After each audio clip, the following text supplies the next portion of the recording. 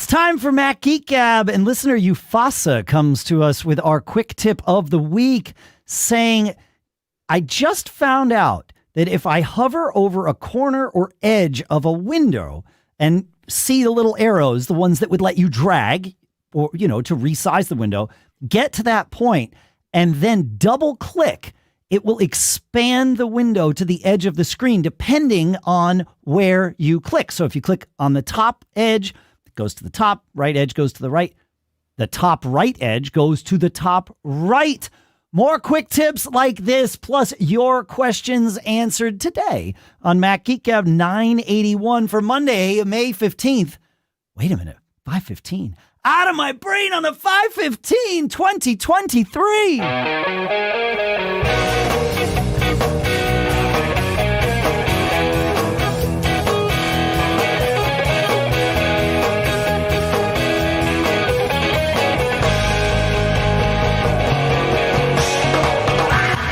Folks, and welcome to Mac Geek Gab, the show where we take your tips, like the one that Yufasa sent in, and share them. We take your cool stuff found and share them. We take your questions that you send in, your questions, and we try to answer them right here on the show. We string it all together into an agenda to make a little sense of it, but also to ensure that we reach our goal. It's more of a system where we make sure every single one of us learns at least 5 new things every single week when we get together.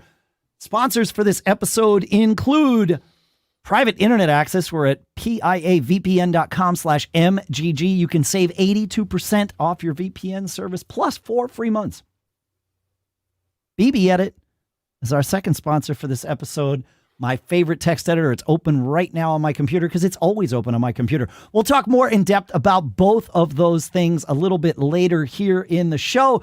For now, here in Durham, New Hampshire, I'm Dave Hamilton. And here, back in Fairfield, Connecticut, this is John F. Braun. And Guten Tag from Cologne, Germany. It's Pilot Pete. Great to be back with you guys. And I got to say, that quick tip you just shared, instantly in my workflow. Love it. Right?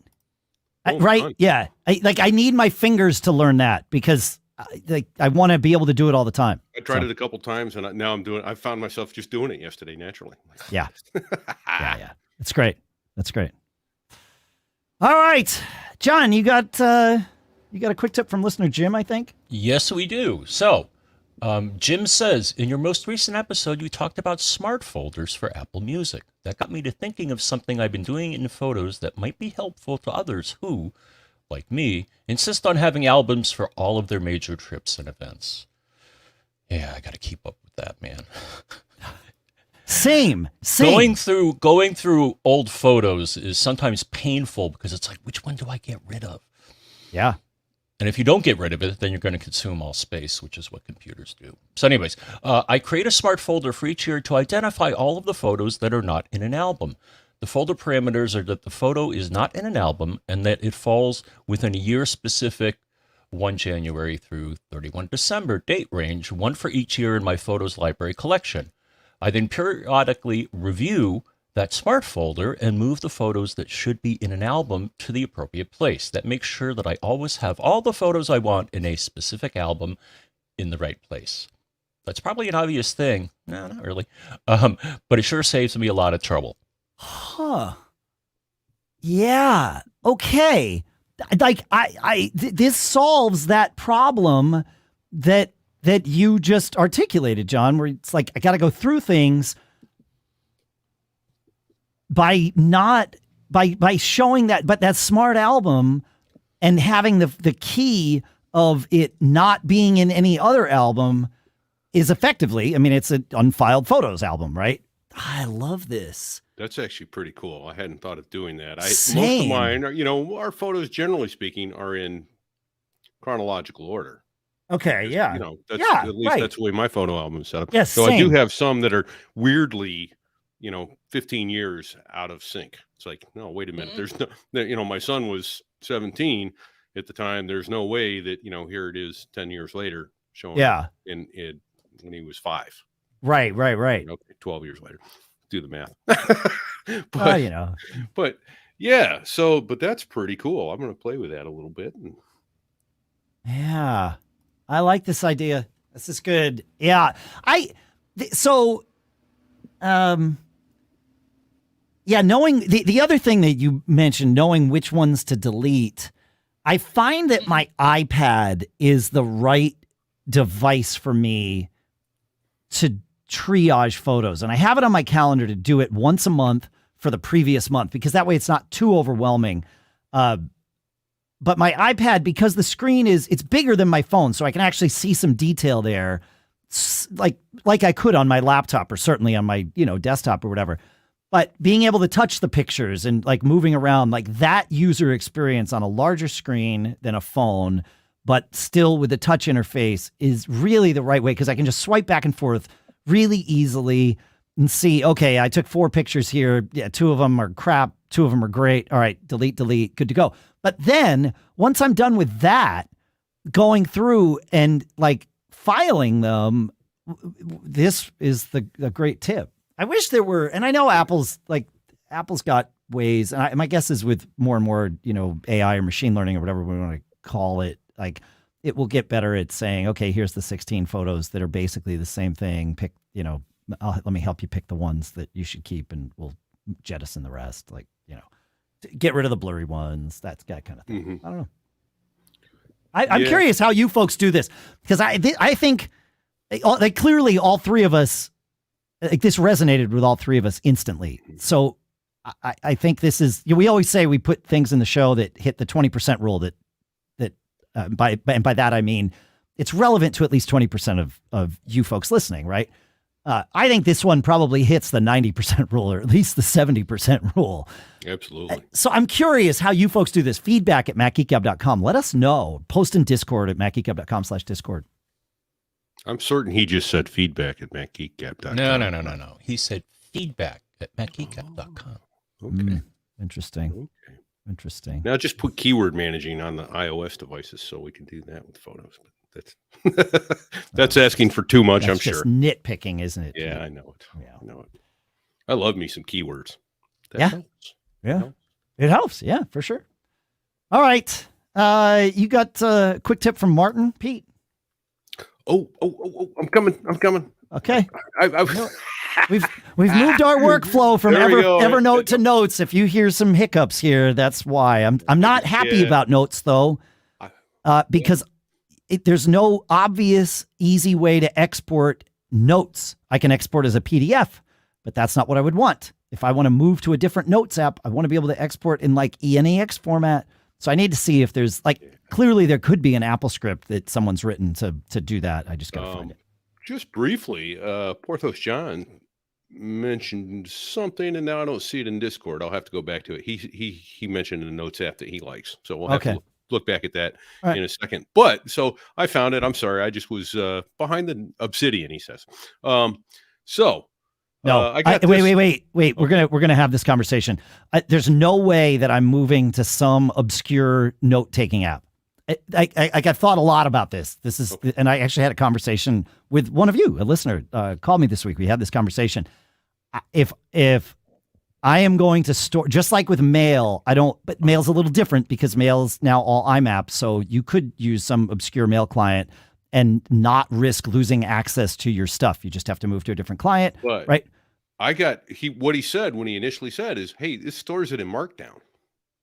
Still, custom format, right? Like if I'm going to use a note-taking app, it's either going to be the one that Apple provides, so that when operating system updates happen, they are likely, in fact, almost guaranteed to be up to date unless they just jettison Notes, right? So it's either going to be Apple's, or it's going to be the market leader, which of course is Evernote, and Evernote doesn't work for us anymore because they don't support AppleScript. So this is why it became Notes. I've thought a lot about this. I don't want to use as good as any of these other solutions might be. If it's developed by a solopreneur or a small development team or something, you could get left hanging. The other option would be Microsoft OneNote, although Microsoft has been known to leave people hanging too, despite being a very, very large company. But I don't think they're going to leave OneNote hanging. I think enough people use it. So maybe OneNote is the option here, right? Yeah. So we go. anyway, there are thoughts that go through Dave's brain sometimes. Right? There we go. So, all right. Well, we're off of that detour now, and then back on which I created, by the way. I it's a good one. Yeah. So we got a quick tip from Martin, and he writes, "You probably already mentioned it, but I thought I'd send it anyway. Rather than having to go to settings to connect to Bluetooth devices, you can go to the control center and long press on the rectangle containing the Bluetooth icon. This brings the whole rectangle forward, including cellular, Wi-Fi, personal hotspot, etc. Long press the Bluetooth icon and it brings up the list of Bluetooth devices you've connected in the recent past. Touch the device you'd like to connect to, like wireless earbuds, and it connects. The same goes for the Wi-Fi icon. Much faster than having to go find the settings icon, open it, scroll down to the... Used it. That's the second one. Like the first one in the show opener, I have used that all week long, and I'm loving it. Yep. Very cool, Martin. Thank you. Yep. Yeah, pretty much anything in Control Center, if you hold down on the icon, interesting things will happen. Like the flashlight, for example. If you hold down on it, you will get a selectable brightness. Right. Yeah. Yep. Yeah. I like this network Bluetooth thing because you can keep, like you said, you keep long pressing and it goes even deeper, right? Drills like down. Drills down. Yeah. I like it. Yeah, it's good. Instead of having to search for it. But you could, that's the other one. And I know I shared this a long time back. If you do go into settings, pull down briefly and you get a search window at the top and you can write in the setting for which you are searching, and it will quickly get you.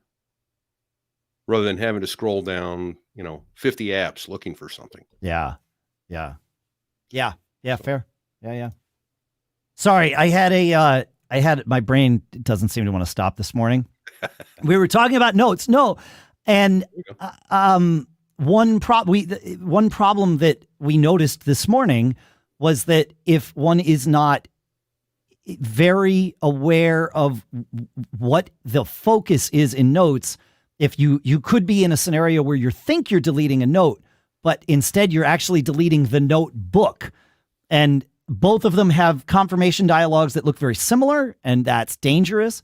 And so I got to thinking, it's like, well, wait a minute. What if we wrote a script that only would delete the note? Like, even if you were selected on a notebook, it would go through. Like, you could do this with user interface scripting with AppleScript. And then what if we use something like Keyboard Maestro to intercept that delete keystroke when you're in the Notes app and not not fire the notes delete function, but to fire a different delete function, right? Like, I think there's a world here where that's doable. Sorry, evidently I'm on tangent mode today. I'm trying to start learning more scripting because I'm beating my head against a brick wall, even with Chat AI. But which we'll talk about more later in the show. I noticed. I think so. Yeah. Well, it's giving me scripts that work and it's giving me scripts that don't work, no matter how many times I ask it in how many different ways. Fair. Yeah, we've got something coming up a little bit later that I think will be good for that. But yeah, we will keep moving on here. Listener Tim has a quick tip for us. He notes, no pun intended, that he says, I found this by mistake, but it's pretty cool. If you're in Safari on the Mac and you press Command-I, it will create a new email message with the web page you were on and a link to the web page. So it actually embeds the web page in the email and puts a link to the web page that you were on. This can be handy. And I don't disagree. Like, these are good quick tips. Yep. That one, I don't know. I've done this accidentally too, Tim. I don't know that my fingers will ever remember it. They might now that we've actually talked about it here, but I know that it exists, right? So I know that I can be in Safari and go to like the file menu and find, the share, email this page. Oh, it's Command-I. Okay, but I could just choose it from there. Like I know that the functionality is there. So I can do it. I don't know why it's Command-I, probably because others were taken, because like Command-M is minimize. But you could change that, right? You go into settings keyboard and you can start monkeying with all that stuff per app or system-wide. Jawohl. You got another one from Thad? follow-up maybe to last week's thing, Pete? I kind of do. He wrote, and was it last week? Whichever week it was, I've lost track of it. The point is, we were talking about what is time anyway? It's just this abstract concept for our feeble human brains. Right. We just it's not linear. If you're linear time is absolutely something we made up. There's zero question of that. Well, we're not smart enough. Like our brains don't have the capacity. I don't want to say we're not smart enough. Our brains don't have the capacity to truly see time for what it is. So we came up with linear time. It's fine. Exactly. It works. It's a good construct. We all got here in sync with each other at the same moment in time to do the show, and that's a wonderful thing. Yeah. Speaking of doing the show, did you have something from Thad? I did, and we had talked about previously, or in the future, we're going to talk about it, depending where on the time scale you are. Why didn't I go to? I could not remember why I did not go to an eSIM in my phone. Right. Right. Yeah. Yeah. And I was like, I know there's a reason, but it escapes me what it was. And he wrote in and said, yeah, here's what it is. And I think he was off by one number, but iPhone 12 and earlier, you can have a physical SIM and an eSIM. And that's it. And if you go to an eSIM, your only other option is to have a physical SIM. So when I travel, I would no longer have the ability to use an eSIM. So that was the reason. Thank you, Thad, for reminding me why, in fact, I didn't go to the eSIM option, because I am on a 12 Pro Max. Right. And for those of you on 13s and 14s, I think the 13, Dave, in the reply you said has both a physical SIM and 2 eSIM slots. Yeah, so the 13 sort of lives in both worlds, right? Because with the 12 and earlier, but not all the way earlier. I think eSIMs began with the 10R, right? And in those scenarios, from the 10R up through the 12, you have the ability to simultaneously use 2 SIMs as long as one is a physical SIM and one is an eSIM. The iPhones 14 and further, at least those released here in the United States, do not have a physical SIM slot. So you can use 2 SIMs at a time, and by nature of physical limitations, they must both be eSIMs, because those are the only kind of SIMs you're going to use. The 13 lives in both worlds.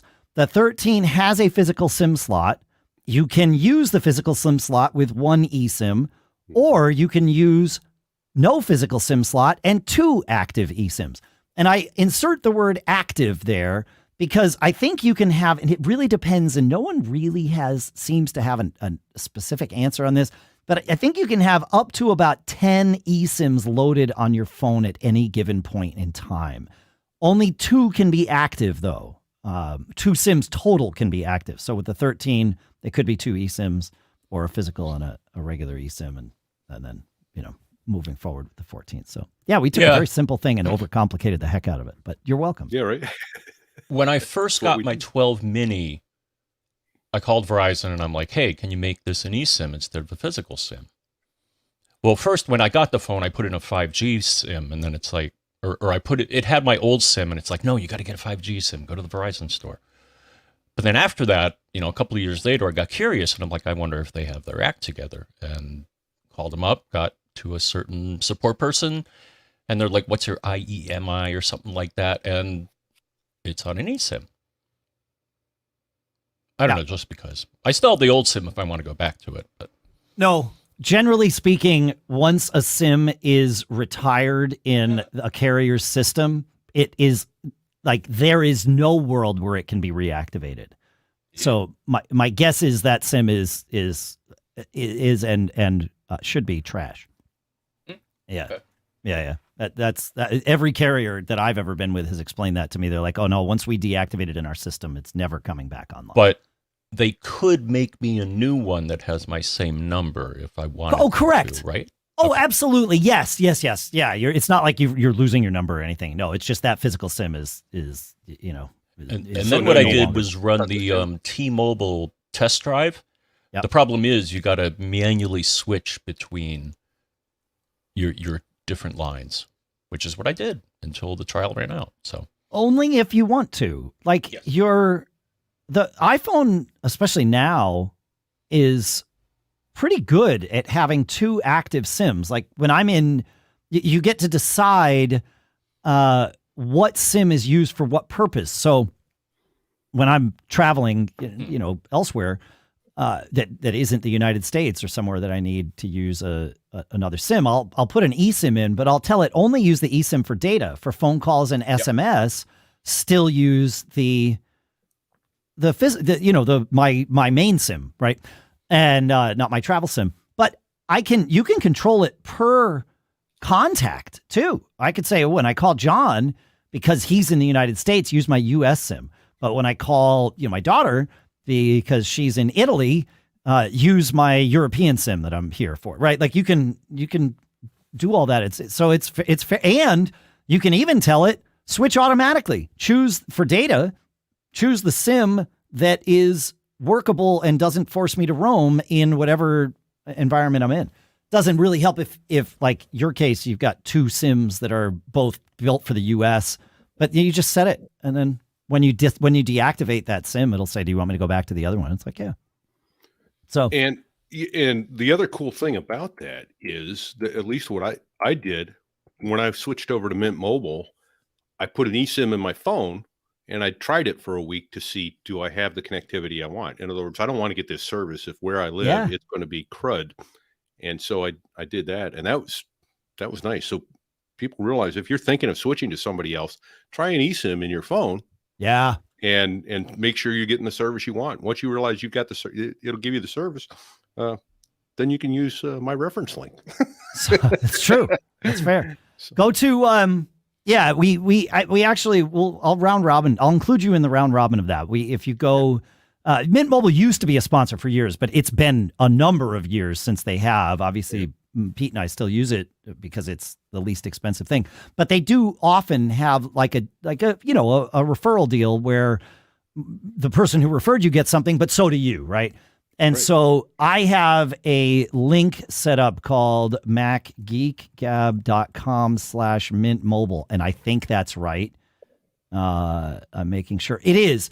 And it is set up on a round robin to give those of us here that use Mint Mobile the referral credits when you're signing up. So I will give me your thing, Pete, and I'll add you to the round robin on that too. Yep. Thanks. Yeah, man. Of course. I was only kidding, but that's awesome. No, it's totally fine. Just to wrap that up. Let me make sure I have these links right. Just to wrap all this up. The advice that I would give is if you are on a 12 or earlier, iPhone 12 or earlier, I would, generally speaking, there's always going to be asterisks to this. If you're on a 12 or earlier, I would keep your main carrier on a physical SIM and leave your eSIM available for your traveling, for flexibility when traveling. Because the eSIM when traveling is absolutely the way you want to go. You don't want to have to mess with that.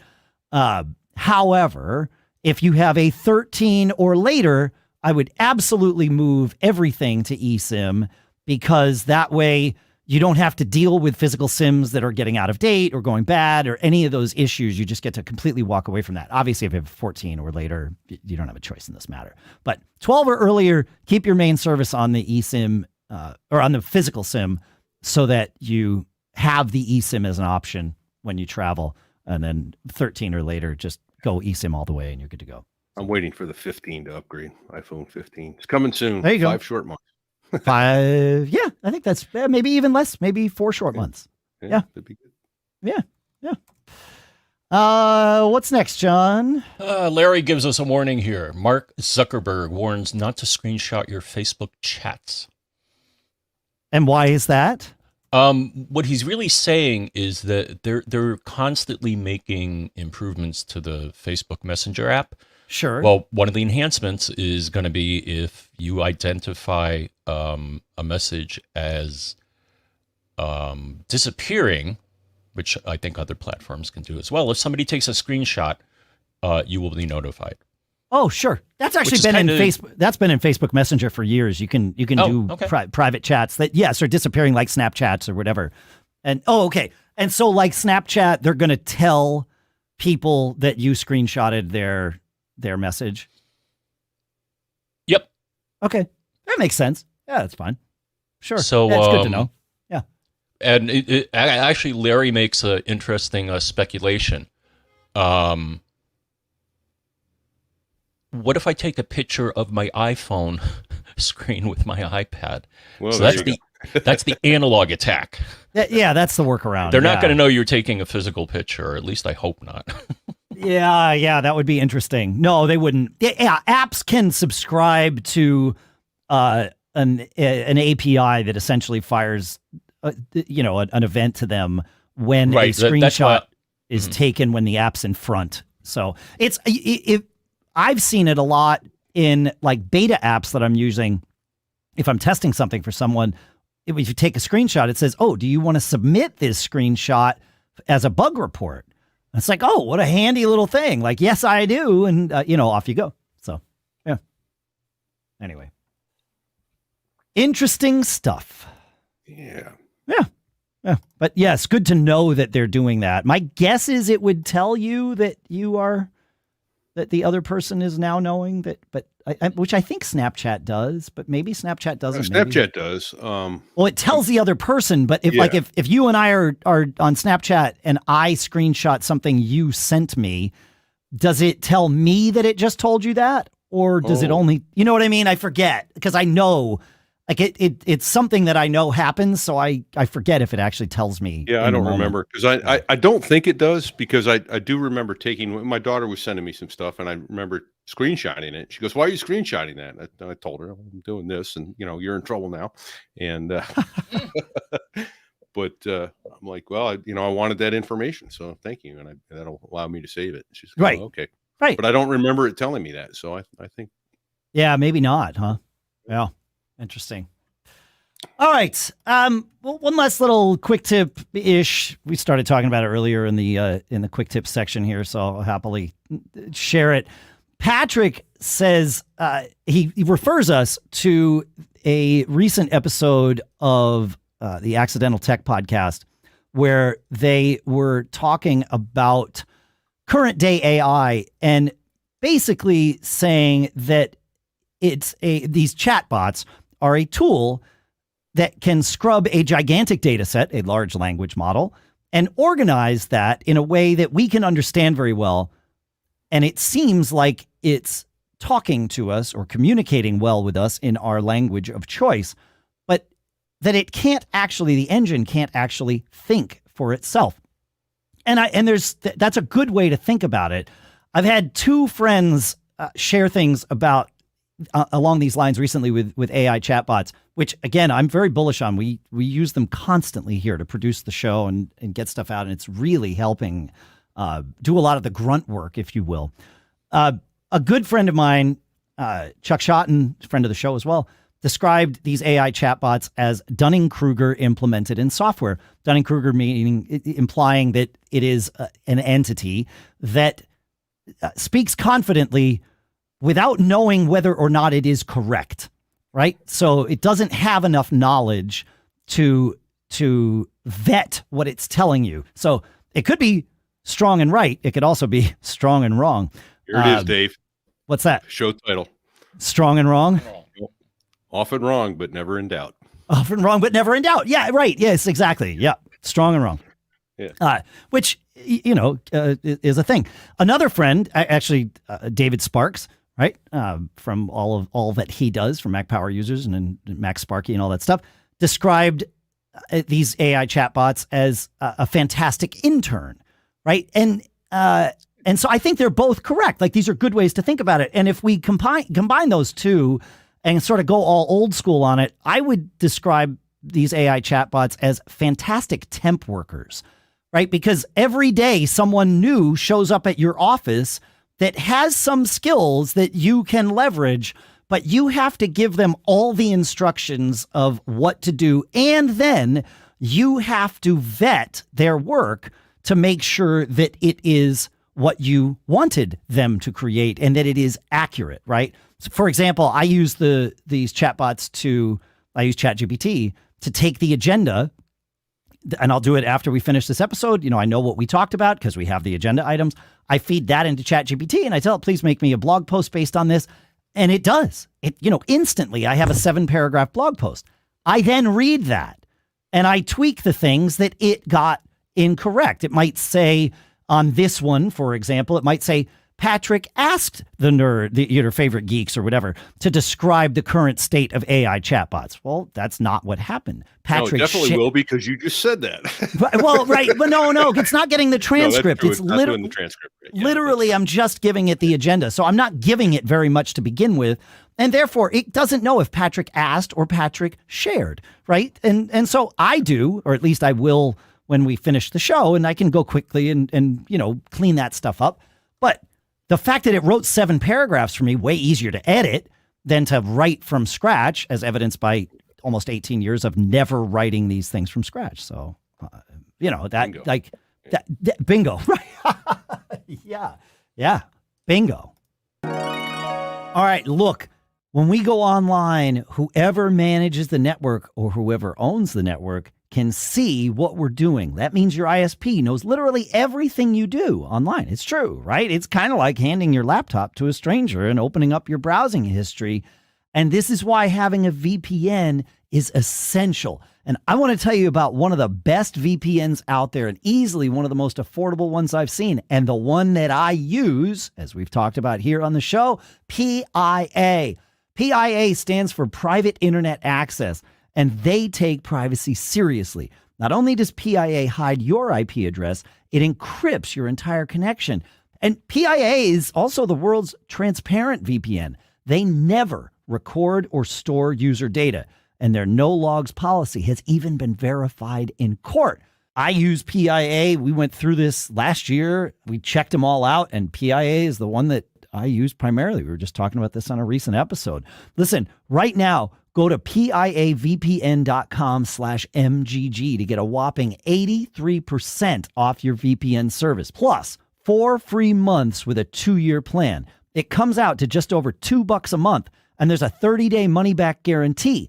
That's piavpn.com/MGG for 83% off private internet access. piavpn.com/MGG, and our thanks to PIA for sponsoring this episode.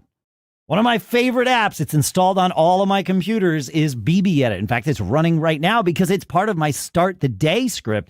I know this sounds crazy that a text editor is super important, but it is. Now, obviously, if I'm going to be doing some programming, well, BBEdit's where I go, right? That's not the only thing BBEdit does. In fact, it does so many things with text. We were recently talking about how great it is with regular expressions. Its find and replace is fantastic. You can do things in multiple files at the same time.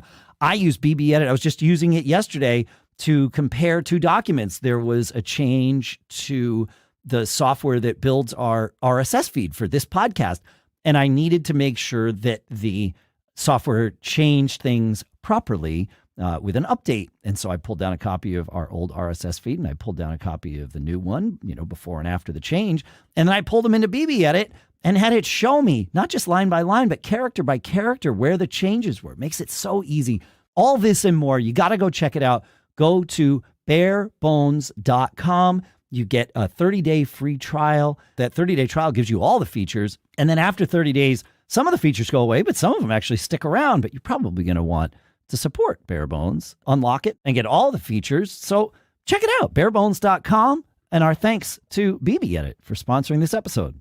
And listen, while I have you here, I want to tell you about a show. When the New Yorker magazine asked Mark Zuckerberg how he gets his news, he said the one news source he definitely follows is Techmeme.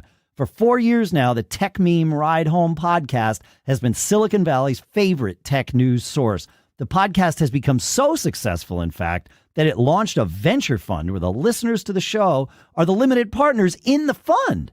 The Techmeme Ride Home is like TLDR as a service. It's not just the latest headlines from the world of tech. It's also the context around the latest news of the day. It's all the top stories, the top posts and tweets and conversations about those stories, as well as behind-the-scenes analysis. I listen to Techmeme Ride Home now, and I love it. It's fantastic. It's really tight and well done. Guests who have come on to lend their experience and expertise include Andreessen Horowitz's Chris Dixon and Bloomberg's Apple Rumor King, Mark Gurman. Folks at Techmeme are online all day reading everything so they can catch you up. So listen to the one podcast anyone who's anyone in Silicon Valley listens to every single day. Search your podcast app now for Ride Home and subscribe to the Techmeme Ride Home podcast. And our thanks to them for doing this swap with us. All right. We had Jens24 in Discord asked, I've changed hard drive icons on Macs before, but today I used the procedure I always use, which is to copy the drive icon to the clipboard and then go to get info of the drive. So highlight the drive in the Finder. And this is a quick tip for those of you who don't know how to do this. You get a picture on your clipboard, and then you go to the Finder, highlight the drive, go to get info, either with Command-I or file get info, and then click in the upper left-hand corner, paste. Once you've highlighted that, Command-V will paste what's on the clipboard. So hopefully the image you want in, and usually in the process, it converts it to the drive icon and does what it needs to do. And, Bob's your uncle. Everything's good. Jens24 says that doesn't work anymore. Any idea why? And so my question starts with, what were you copying from? What was on your clipboard? Because I'm guessing that there is some sort of, data filter that says, well, if it's just some text, obviously we don't want to put that there. So it just ignores the paste and does nothing, right? That would be my guess. So I would say, what's on your clipboard? And you can answer this question for yourself. You go to Finder, in the Finder, go to the Edit menu and choose Show Clipboard, and it will display to you the contents of the clipboard, or if it can't display them to you in a quick look type format, it will at the very least describe as best it can what sort of data is there. And maybe that's what I would do. We approach a lot of these questions with the, if I was there, what would I try next? And that's what I would try next is, okay, what are you trying to paste? What is it seeing when you say Command-V, and go from there? Another way to test this would be to grab a known good icon. How could you find one of these, you might ask? Well, go to another folder or an application and do the reverse. Get info, click and highlight, and do Command-C to copy it to the clipboard. Then try pasting that in on your drive icon just to make sure that the functionality is still working on your computer. And then it's a data issue. And so whatever format you have the image in, try something else. I know that PNGs have worked for me in the past, so that would certainly be a way to go. It could be that you might have, say, a live photo or something on your clipboard, and maybe that paste functionality hasn't been updated to use that. I don't know, but that's where my brain goes on that stuff. How about you guys? You got something, John?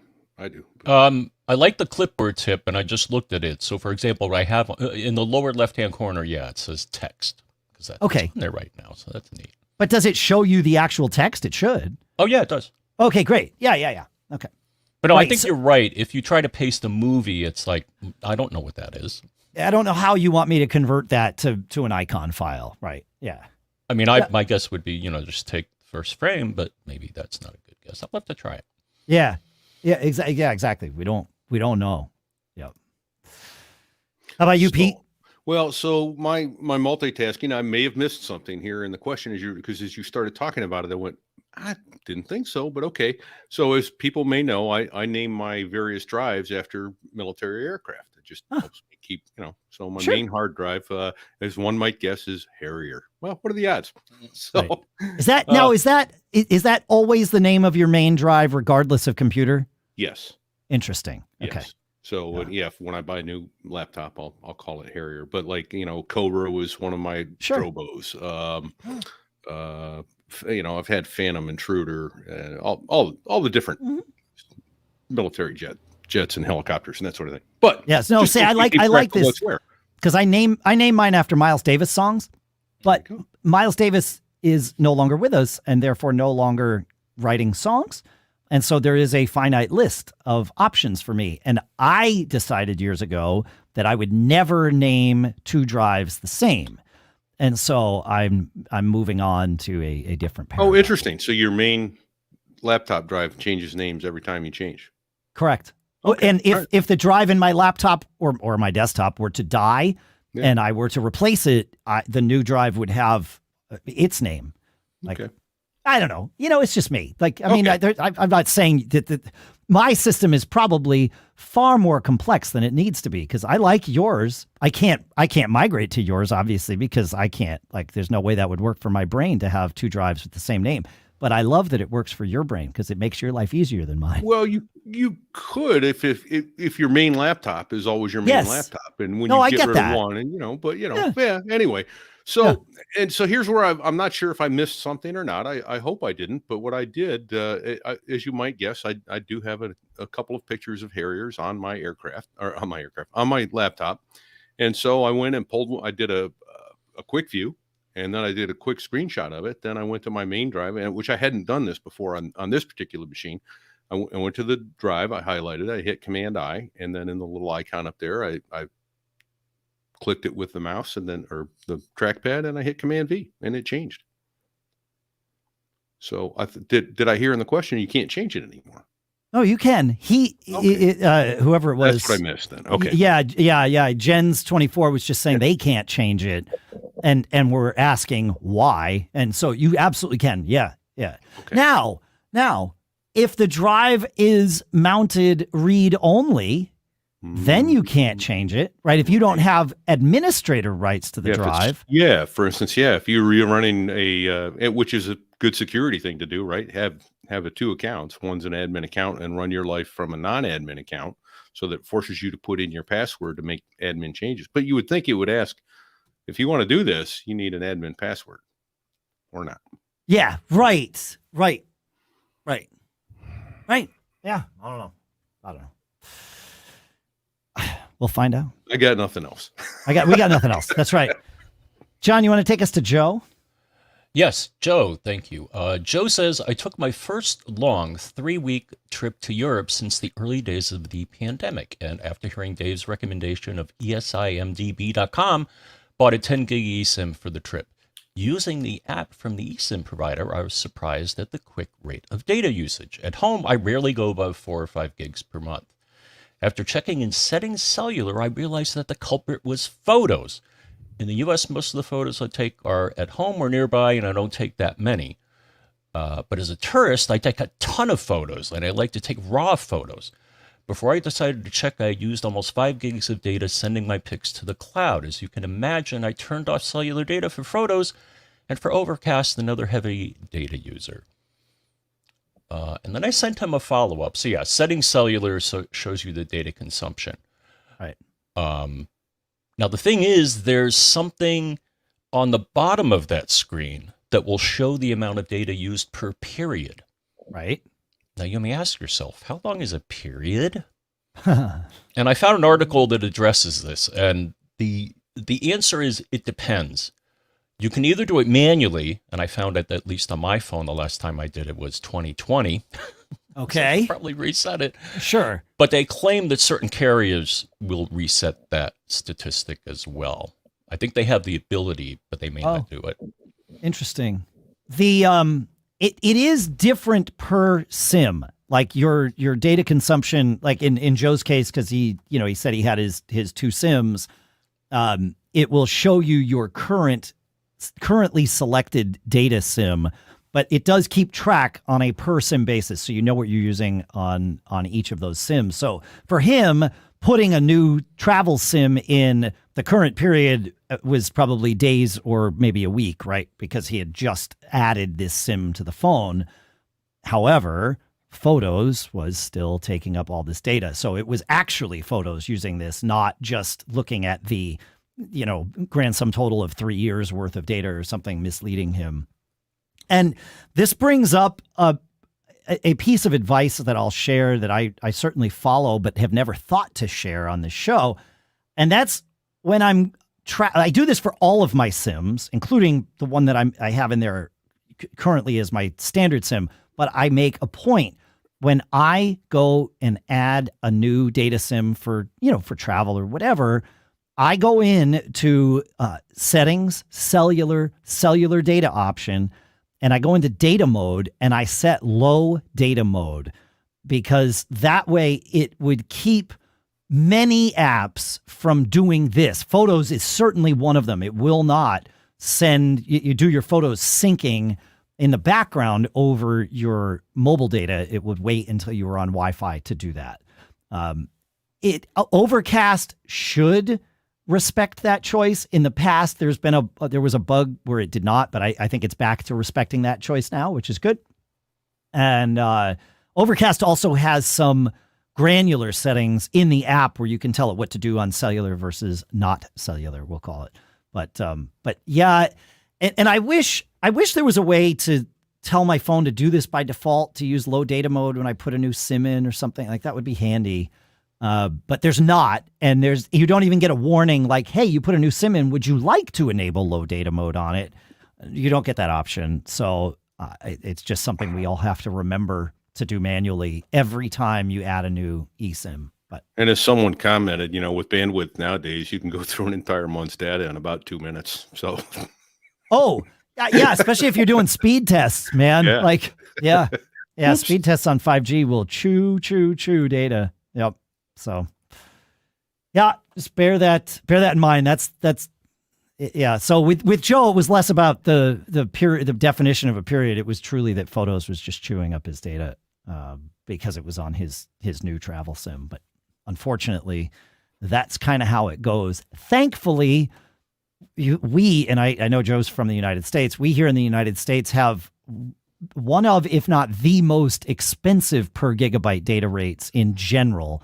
Obviously, you can, you go with the major carriers like AT&T, Verizon, or whatever. You pay a fortune for it. Even with the, the discount carriers like a Mint or, Xfinity Mobile or any of those, they're way less than half the price of what you're paying with the majors, but they're still ridiculously more than everybody else in the world pays. And that's just how it be. So I say this because I've always thought, well, if I'm traveling and I screw this up and, wind up using way more data than I anticipated and need to re-up, at least I'm not re-upping at U.S. rates. I'm re-upping at, European rates or Mexico rates. Or Mexico is actually pretty expensive, at least compared to Europe. Yeah. Probably because of its, proximity of the border to the U.S. I remember the first few months of the iPhone, though, back in 2007. Wow. There were people coming back from overseas with, $3,000 bills. Oh, yeah. Remember iJustine? I mean, that's how iJustine gained her, first bits of notoriety was she did what we would now call like a YouTube video. It might have been YouTube. I don't know, whatever it was. But she did a video. She published a video showing her, 5,000-page phone bill after her first month with the iPhone because they were AT&T or Singular at the time was detailing line by line every time you use data. And it was like, yeah. It's so good. Oh, it's so good. Oh, yeah, exactly. All right. Moving on. Fernando has a question, and I hope maybe we have an answer. Fernando in Discord asks, in Apple Mail, I keep seeing a mailbox named Recovered Messages, iCloud in parentheses. So it's Recovered Messages, parentheses, iCloud. And I see this on my Mac routinely, and it is completely empty when I click on it. I delete it, and it keeps coming back no matter how many times. Does anyone know what might be happening or how to fix it? And there was a discussion. Jam Cycler commented correctly, at least as far as I know, and said, normally recovered messages mailboxes are created when the process of you or your Mac moving messages between mailboxes fails for one reason or another. And it stashes them there. It says, look, I was trying to move these. Something happened. I don't want you to lose these messages, so I'm going to go put them here. You figure out if they wound up getting moved to where you wanted them or not. As Jam Cycler points out, if there were any messages in there, you might be able to figure out when and where that failure happened. But if there's no messages, you don't get to know. He does recommend rebuilding the iCloud inbox. And that's an interesting piece of advice. So you can do this in Mail. You go into Mail, highlight a mailbox, go to Mailbox and choose Rebuild. I think you can also right-click on a mailbox and choose Rebuild. that will, depending on what type of mailbox it is, if it's an IMAP mailbox, a rebuild means that it will essentially wipe out the contents, the local cache of that mailbox, and re-download it, treating the server as truth. You might need to do this for multiple of your mailboxes.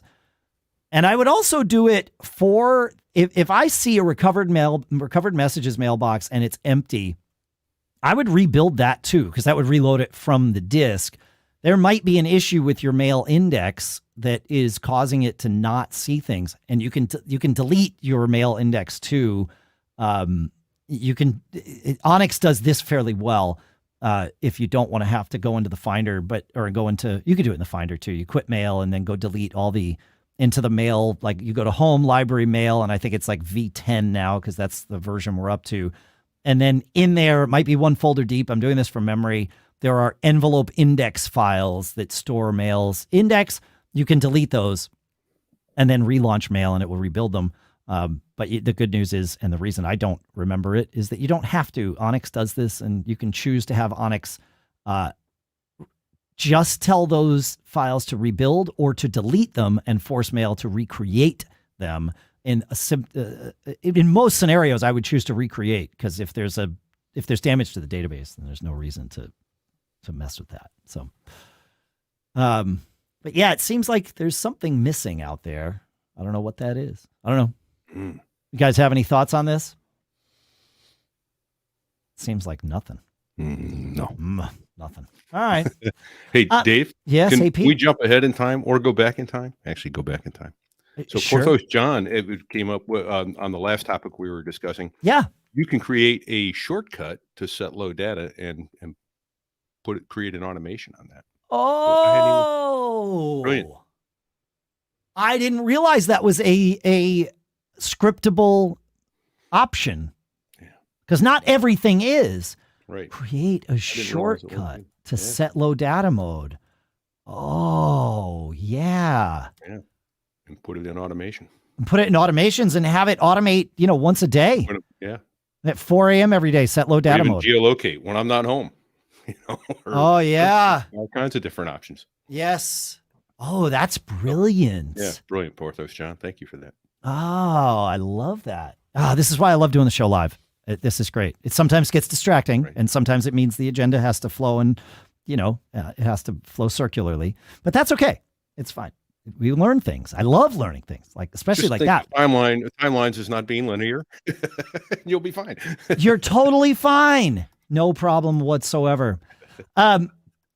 Circling back yet again to using OnyX to clean things up. I was having an issue on my Mac Mini in the office, which is running Ventura, where let's say once an hour, my CPUs, now this is an M1 Mini, so it has 8 cores, 4 efficiency cores and 4, high performance cores. Once an hour, all 8 cores would peg for 90 seconds, maybe a little more. And I could do nothing. If I was on a Zoom call or something, I would completely go all jittery. My computer was not mine to use for those 90 seconds to 2 minutes or whatever it was. If I was fortunate enough to have launched Activity Monitor or something where I could see what processes were being used beforehand, I would see that it was, Core Spotlight or MD Worker or something just going nuts.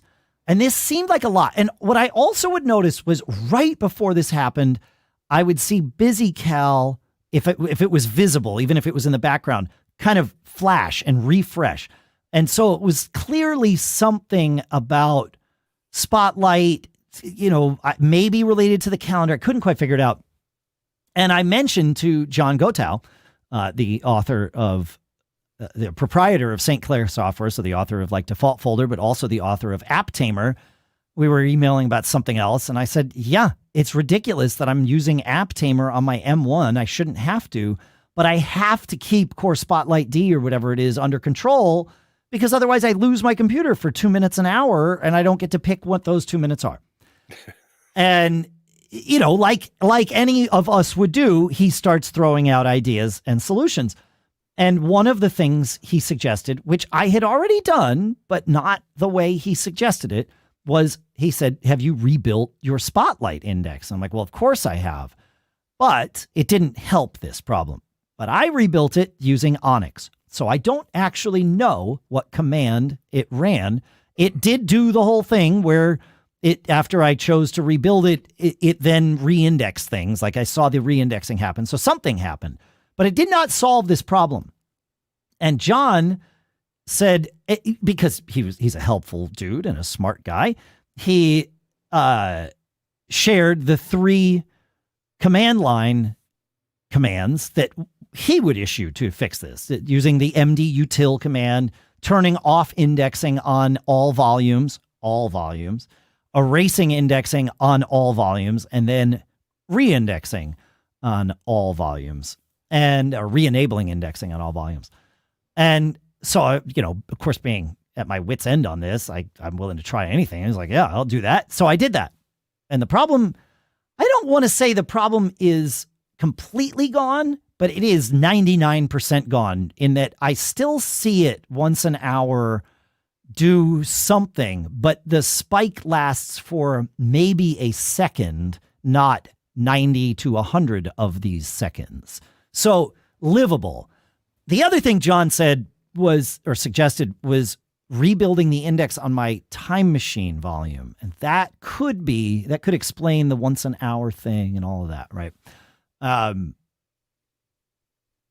I thought it was interesting that whatever OnyX is doing was different than these commands that John shared with me. So I reshare them. They will be in the show notes. You just issue them one after another, and they will be in the show notes for this episode, Mac Geek Gab 981, which you can find at macgeekgab.com or go straight to mgg.fm/981. Have you guys seen any of this on your Ventura machines, by the way? I have not. No. Okay. It sounds terrifying. No. It sucks. Yeah. Yeah. It's like, oh, here we go again. Yeah. Yeah. It sucks. So it's mostly better now, but I'm still not real bullish on Ventura for a variety of reasons, this being added to that list. Ventura, Vista, what's a few letters amongst friends? Dude, ain't that the truth? I wish for the days when Apple did not feel obligated to release an entirely new version of its operating systems annually.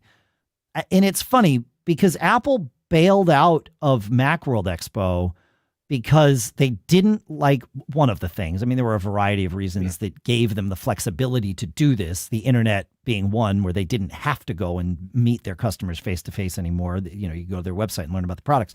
But they didn't like being tied to the schedule of having to release products at Macworld Expo every year and make a big splash.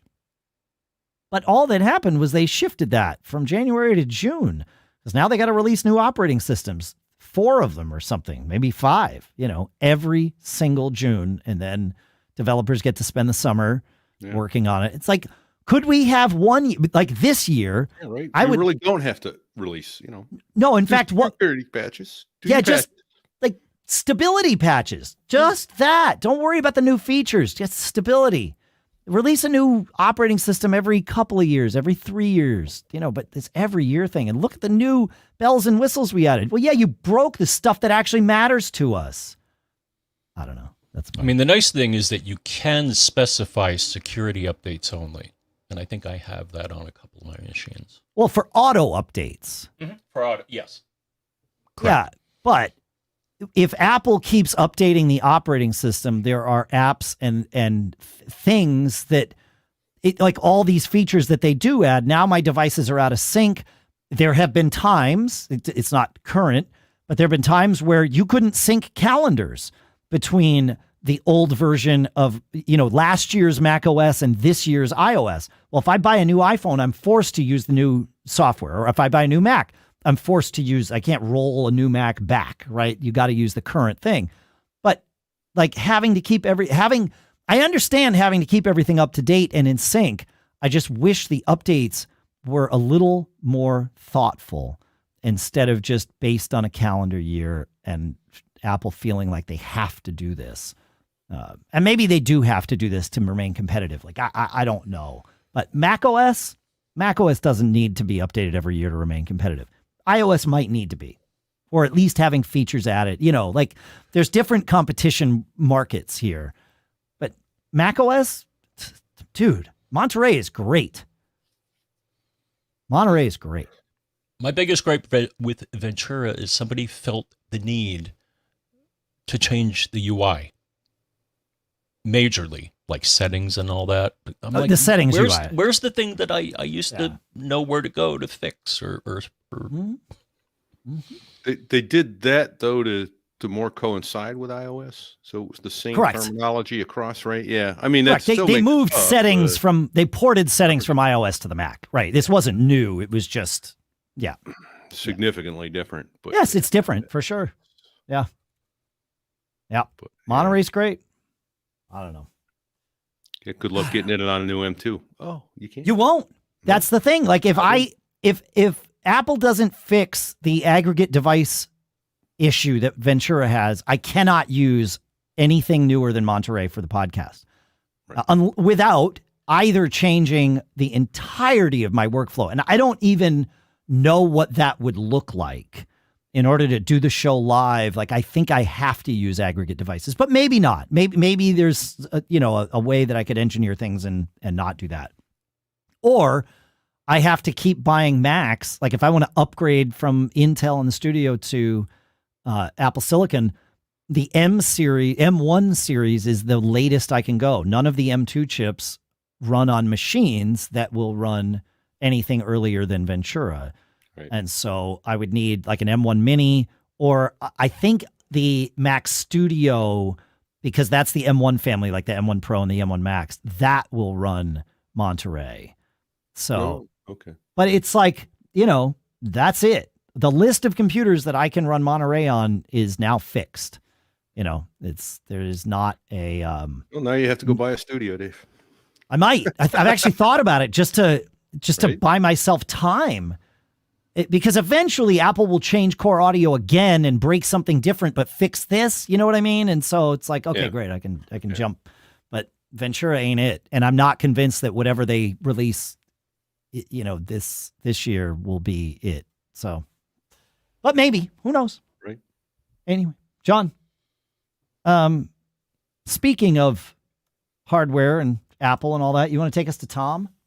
Okay, I guess we have a few minutes. You want to wait? Right. You want to save Tom and just do some cool stuff found? Let's do that.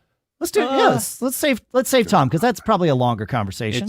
Yes. All right. All right. I will share my cool stuff found for this week, which is the Sonos Era 300. I mentioned it at the end of last week's episode. This is a fascinating speaker. It's really unlike anything I've ever experienced from Sonos before. First of all, just the way that it looks it's kind of like somebody took an oval, three-dimensional oval speaker and put a belt in the middle of it and cinched it up. It's kind of got this hourglass kind of shape to it. And what's interesting is it sort of sits on its side. So when you're facing it, you see this oval view. You look down and you see the hourglass. The front of it is a speaker grill. And then the back half of the hourglass part is also a speaker grill.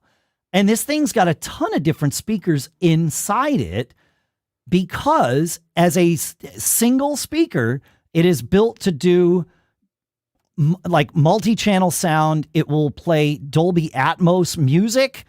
And it's fascinating. When I started using this, the first thing I played was an Atmos version of Tom Petty's Free Fallin', which starts with that kind of chimey acoustic guitar.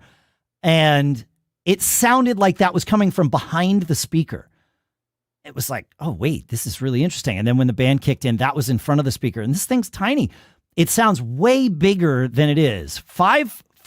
Standing 5 feet away from it, it sounds very deep. Like the depth of where the sound is coming from sounds much farther away than the speaker where I know the speaker to be and can see with my eyes.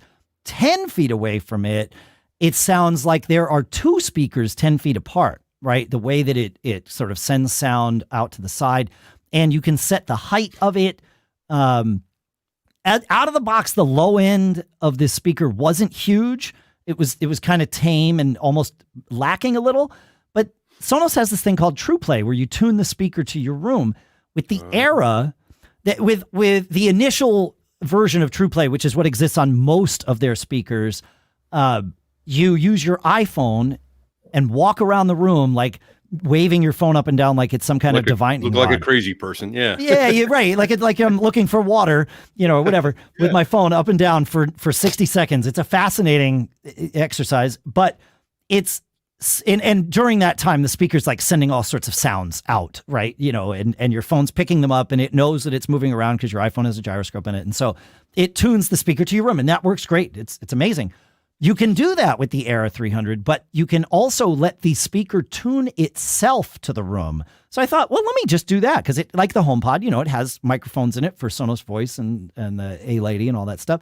So I let it tune itself to the room. It did that. And then suddenly the low end was exactly where I wanted it to be. It was great. So really interesting speaker. And like I said, it does have voice control.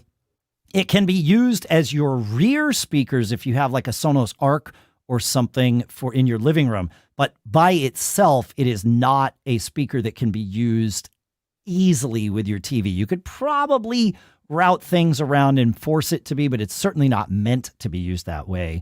But as I only have one of them, so I can't try it as rear speakers, but it would be cool to use it as rears and see how far away it makes like the rear sound. So yeah. I might have to grab another one. Yeah, but it's really interesting. It's where they've got speakers sort of all around this thing. It's $450 for I have the price right on that. $449. Yep, in the US, and you can order it now. My question. That's awesome. What's that? Yeah, you pre-answered my question. That's awesome. Because I was out in the yard about 3 days ago with the Move. And I was like, and that was 6 or 8 feet away from me. And I'm like, that is an amazing speaker. The low end on that is awesome. But this sounds like it's even more technologically advanced. And it is, but you could use it outside. I don't think they would say that it's waterproof. I'm pretty sure they haven't, although it might be. They say it's humidity resistant, which is important. Whereas the Move, you can drop, it can rain on it and all that stuff. Right. Well, and the Move is also a battery-powered speaker. This is not. This needs to be plugged in. So it's a little different. Where I would use this is in like a bedroom or an office or some or in your kitchen, right? Where you're going to be listening to music a lot and you want to put one speaker in and have it sort of fill the room. That's where this is key to me, is that it could go in the living room if you using something different to watch TV, and you want this as your, music listening kind of, in the study, the family room, that sort of thing. I'm impressed with this thing. Yeah. Yeah. I didn't know what to think about it. And then I pressed play and I was like, oh, okay, that's pretty cool. So yeah. Yet again, Sonos kind of impresses me, which I didn't know. I didn't know that they could do. So, yeah. Sounds like it's taking the Bose Wave technology and crushing it on top. Well, not taking their technology, but improving upon what they were doing. Yes. And making it more better. Yeah. Yeah. So yeah, for sure. Yeah. John, what do you got? All right, this is the first time I've seen this at PepCom. It is the Scosche. That's how they pronounce it. Yep. Sorry. Scosche. That's her name. PowerVolt Travel 30. Okay. 30-watt USB 2-in-1 home and car travel charger. And I can show you. So I'm holding it here, and Dave also has a picture up. But look at this thing. Most people, you got to describe it because most people are never going to see what we're seeing. It's a square about 2 by 2, 2 inch by 2 inch. Yeah, and it's square, and here are the two parts. So this is the car part, Nope. What's the car part, John? This is the car part. The car part is... You know what? Put it down and just describe it as though someone can't see it.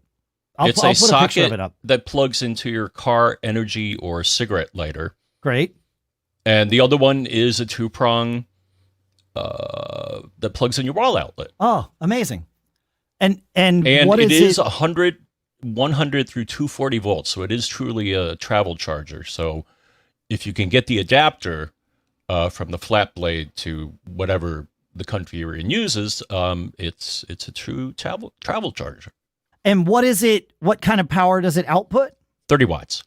30 watts, single port? Yes, there's one USB-C port. Got it. Ah, cool. What's the price on that? Oh, I see it here. $44.99. You can probably 45 get. bucks. Yeah. No, it's just always nice. I mean, it's really light. It's really small. And I even hooked it up to my MacBook and looked in the system info power, and it's like 30 watts. I'm like, okay. So, so you could use it to charge your laptop. Oh, yeah. Take a bit longer than other devices. But hey, it's small and easy to travel with. So I like Well, it depends on your laptop. Like the MacBook Air is almost built to be used with a 30-watt charger. So, yeah. Interesting. That's great. Ah, I like that. I like the kind of the 2-in-1 little deal. Pretty cool. Yeah, that would be good to have, like you said, for the car, especially traveling, because you plug it into a car and charge, rental car or whatever. Or the only thing I can't figure out is, nope, that's not it. How do I replace the fuse? Is there a fuse in there? Well, there should be. I mean, any device that I know that, has a car charging port has a fuse in there in case. Well, is it a fuse or is it a circuit breaker? Like that resets when you pull power from it or something? It could be. Right? I mean, my experience has been any of these car chargers have a fuse of some value in there to protect you. Did you ask him about that last night when you saw him? No. All right. Well, now you know what to ask him. Mm-hmm. All right. Okay. Well, let me jump in real quick then with because he was talking about the international part here, and I'll put it in the show notes. But I found one on Walmart for $9.36, and it will plug into Europe, China, UK. Universal. I found it on Walmart. The Velatoy all-in-one travel plug adapter, universal worldwide, US, UK, Australia, European Union. And I use something similar to that. I take with me and plug right into. So I'll put the link real quickly in the show notes at that. I think we got it for you, Pete. Oh, okay. We're a real-time operation here, man. Full service, yeah, man. So that's right. Because he said, yeah, it's international. Yes, it is. It will go international. It looks light and cool. Yeah. So interesting. Yeah. All right. Well, I'll put the Velatoy in there. That's great. That's great. We have time for one more thing, and I have had this on the cool stuff found list for probably weeks. I should have had it on the cool stuff found list for a year, and it is the specifically the CaTlink Robot Litter Box. Talk about a life-changing piece of technology, and we bought this for ourselves. In fact, after we bought one, we very, very quickly bought a second one. I had reached out to the litter robot people, sort of the name brand of that world. And they were like, yeah, we don't have any review units to send out. And it's like, okay, no problem. Like, that's fine. They will rue the day, because what we realized is that by having to go through the process and, buy it, like we all do for things, we realized that the litter robot is not worth what they charge for it, because you can get this CaTlink for probably 20 to 30% less than the litter robot. It has an app, links to your Wi-Fi, will tell you when it needs to be, emptied or whatever. But it's amazing. The cat goes in, does its business, leaves. You can set the amount of time that it waits. We have it set to 3 minutes. 3 minutes later, the box rotates around, empties itself, and it's perfectly clean for the cat or cat's next visit. And so we've got one upstairs and one downstairs in the house. We've gone from having 5 litter boxes to just these 2. We could probably get away with just one, but, we didn't want to test that theory when we had 4 cats living at the house, our 3 plus our son's 1. But yeah, this thing's amazing. We have a model that they don't sell anymore. They were selling for like $4.99. That was like the CatLink regular versus the CatLink Pro. However, there is the CatLink Lite, which is on Indiegogo right now, and you can get for less than $400. I think $359 or $379, depending on where you go with that. And it's they've kind of made the thing work and a little more economically, and so it's yeah, there you go. So anyway, couldn't help but share because this thing is amazing. If you've got cats, I already know that you dislike having to empty the litter box all the time. And of course, if you don't keep up with it, your cats will choose to go elsewhere sometimes, and that's never good. This is one of the least fun parts about owning a cat, and this thing takes it away entirely. We maybe go and mess with the thing once a week now, and yet our cats are always using perfectly clean litter boxes. So unless you enjoy the smell of ammonia.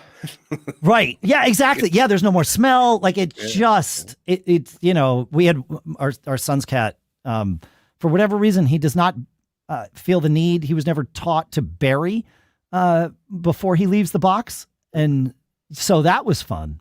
And I think that may have been sort of the straw that broke the camel's back, because we've been talking about these for a while. It was finally like, all right, well, we got to fix it. Like this is not okay. And so yeah, no, it really, if you've got cats, get a robot litter box. Whatever one you get, you're probably going to be equally as thrilled about it as what I'm talking about here. But don't discount the CatLink just because they are discounted on the price. It really is fantastic, and it's been working for us for probably 6 months, if not more. Yeah, probably more like 7 or 8 months. So good stuff. Yeah. Yes. Who's that in the background? The band. It is the band. I thought maybe a cat had walked in here. I was like, oh, I've never brought my cat over to the studio. I used to bring one of my cats to the office. Nope, it's just the band hanging out here in the studio with us on this 80-degree day. I'm going to go check out Tideline House for lunch, Pete. So right.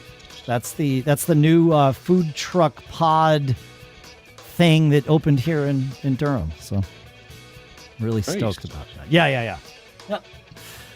All right. We got anything else to tell them? Or is it time to go? I think it's time to go. No. That silence speaks volumes.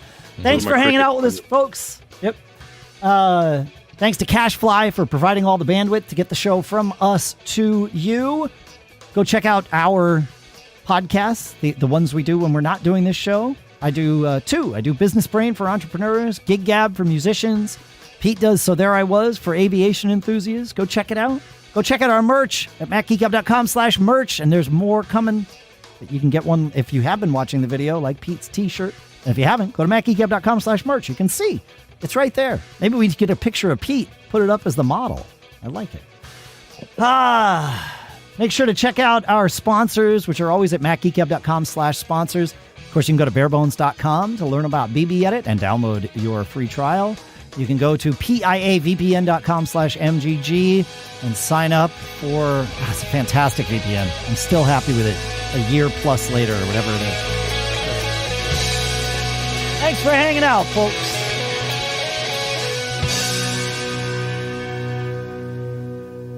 John, what's my shirt say?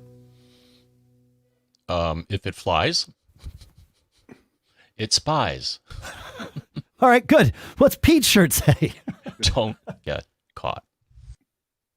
I think I had it going. Almost got caught on the sound. Made on Mac. It's good advice, folks. Good advice. Later.